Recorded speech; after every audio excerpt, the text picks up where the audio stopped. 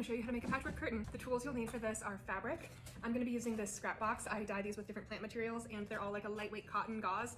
So if you're not using this, I would recommend just some sort of lightweight like semi-sheer fabric. Also need rotary blade or fabric shears, fabric snips, ruler or tape measure, thread, pins, rotary cutting mat, a sewing machine, and an iron and ironing board. First thing you're gonna do is take a tape measure and then measure the doorway or window that you're gonna hang this curtain in. Measure the window and then multiply that by 1.5 or 2 to get the right width for the curtain. I'm gonna start with these two pieces of fabric from my box because they're about the same length. Pressing this to get it all flat first. Pin your 2 pieces together and then sew along one edge.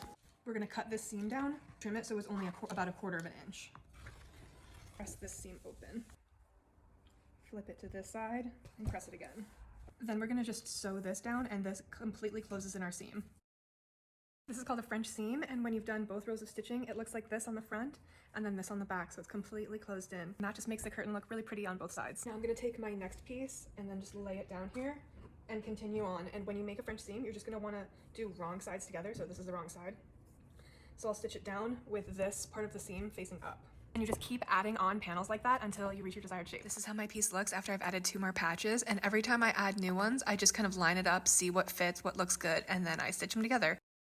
I finished all of my panels. I'm just gonna go in with my rotary blade and like trim all these bits up so it's all straight and neat on the edges, and then I'm gonna make my facing, and then I'm gonna make the loops to hang the curtain on. I'm gonna measure the width of my curtain, which is 34, and I'm gonna cut a piece that is 6 inches by 34 pieces to use as the facing that's gonna go on the top.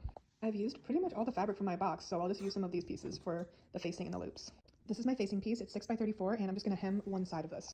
I cut out 5 of these pieces that are 8 inches by 6 inches, and these are gonna be the straps. Fold it in half, and press, open it back up, and fold these 2 sides into the middle, and press that down.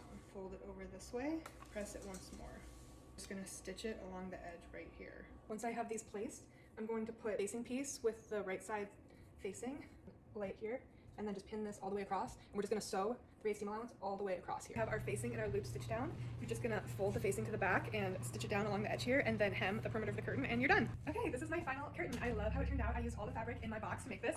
I have all French seams on the back. I have my facing, I have all my little loops, and I can't wait to hang this up.